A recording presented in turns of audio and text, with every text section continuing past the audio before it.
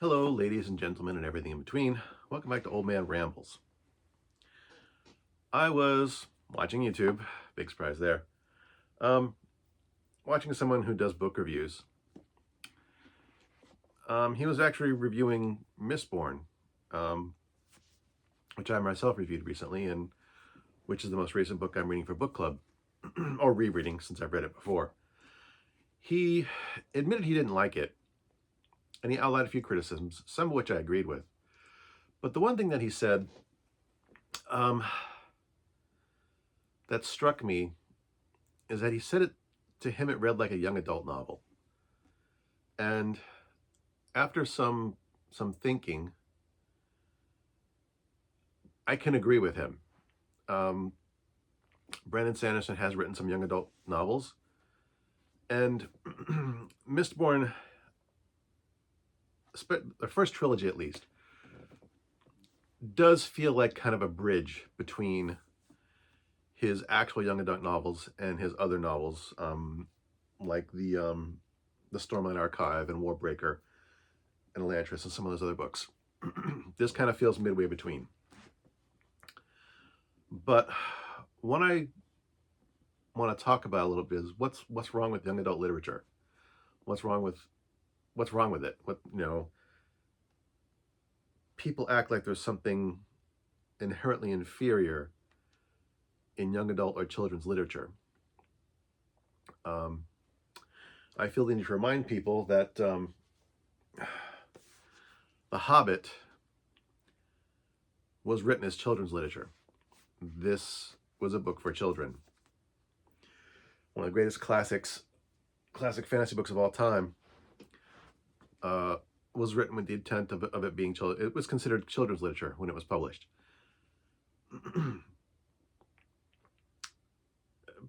People tend to forget that children aren't stupid. They're inexperienced, so books geared towards that audience have to take that into account. You can't be overly complex and subtle because, again, younger people lack experience to see these things. The only bad thing about children's literature, a famous author of children's books once wrote, the worst thing about children's literature is that it was written for children. It's written by adult expectations of children, what we think of them. And we, as adults, tend to forget what it was like to be a child. That, we were more capable than a lot of adults gave us credit for. As a father of two children, that can be hard to realize that, you have a natural instinct to like do things for them and protect them and make sure that, but they can handle it. Kids are smart. And the worst thing that children's literature can do is to talk down to their audience. You need to treat children with the respect they deserve. The best of children's literature and young adult literature and all of entertainment geared towards a younger audience is when they respect their audience, respect them enough to treat them as though they're capable of thinking for themselves and not have to have things spoon-fed to them as though they were stupid. One of the best examples I can give to this is, Sesame Street, actually. Sesame Street is geared towards a young audience, 4, 5, and 6, and 7 years old. Kids on the cusp of going to school, kids in first and second grade, geared a bit more towards preschool. But, it is meant to be watched by children between the ages of like 4 and 7. And yet, it's very smart and sophisticated. The people making that show, I haven't watched it recently. I basically haven't watched it since my kids were little. But I remember sitting on the living room floor and watching Sesame Street with my children and realized how smart and funny some of those jokes were, how well they were written and performed. And there were things that were hidden in there that a child wouldn't get because the show was designed to be watched so parents could watch with their children. There was intentionally humor thrown in there that would go right over kids' heads that was meant for adults, to entertain adults too.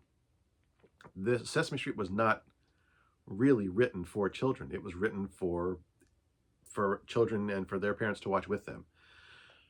The same can be true of a lot of the stuff that came out of Henson Studios. Bear in the Big Blue House, Fraggle Rock. Again, had a lot of subtleties thrown in there that I'm not sure little kids would have gotten. They might have laughed at it and thought it was silly. But the same can hold true for children's literature. You know, I haven't read all these books. I tried reading The Maze Runner, I didn't get into it. And I never read Inkheart. But these are all books out of my bookshelf. I brought I bought these, Etiquette and Espionage, Curtsies and Conspiracies, Waistcoats and Weaponry. I can't remember what the series is called, but it's geared towards a young audience. I enjoyed it. It's a spin-off of another series. This one, that was more geared towards adults. This spin-off was geared towards, a younger audience. And the same thing with Prudence and Imprudence. These are all by Gail Carricker. But again, I thought they were well written. I thought they were fun. I read tons of books with my kids. Rick Riordan's books, The Red Pyramid, the Percy Jackson series. I read some of the Pendragon books with my older daughter. I did a review of this because my older daughter read them. I read some of the Redwall series books with my younger daughter. I read all kinds of books with my kids. And yes, they're a bit more simplistic than you might expect of contemporary fiction or some of the best written science fiction and fantasy. But they're still good books. The worst you can say about them, especially the ones that have become classics, is that, yeah, they're not as sophisticated as some of this other stuff. But they're still good literature because they weren't written with the thought that kids are stupid, that kids are too simple to understand concepts. These are books that respect their audience. They don't sugarcoat it. They don't talk down to their audience.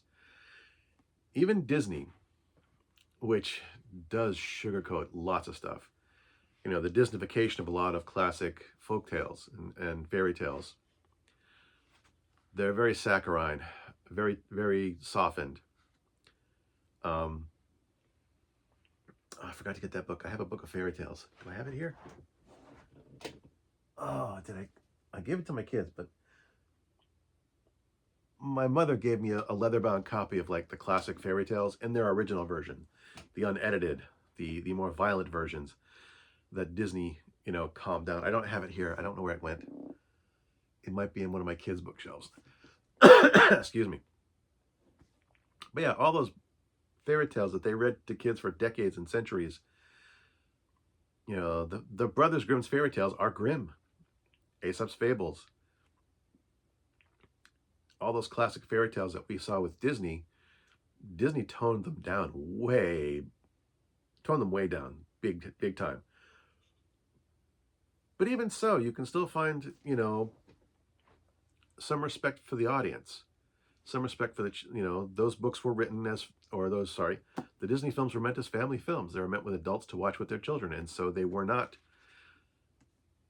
simplified to the point of banality.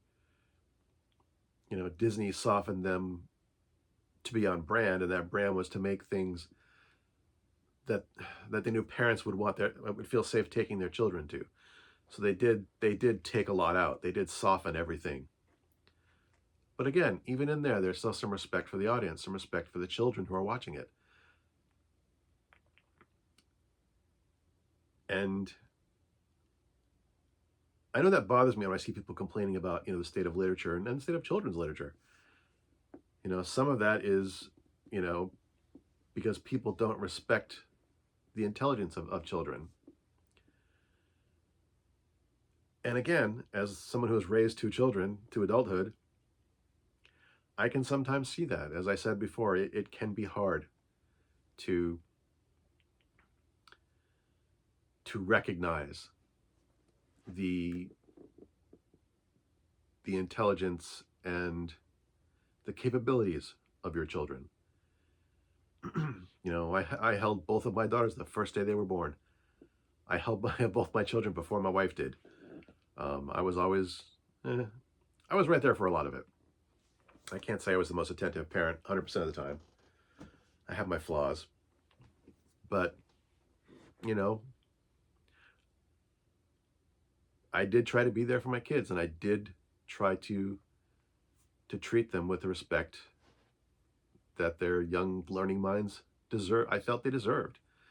I tried not to pull too many punches. I tried to feed them what I thought they could handle in terms of literature and things like that. But I read The Lord of the Rings with my daughter too, my oldest daughter. Don't think I read it with my youngest daughter. But my kids had access to my book collection. The only thing I told them was that before you pick something up to read, let me see what the title is first. Just because there were some books I wanted to keep out of their hands till they were a little bit older. But that was rare. There were very few books I wouldn't have let these kids read at any age. Handful, really. Because I remember being, 10, 11 years old. I remember what books I was reading, what books I was actively seeking out. But yeah, that's my rant on people talking down about children's literature, because it's there's a lot of mindless crap out there, but there's a lot of mindless crap in any kind of literature.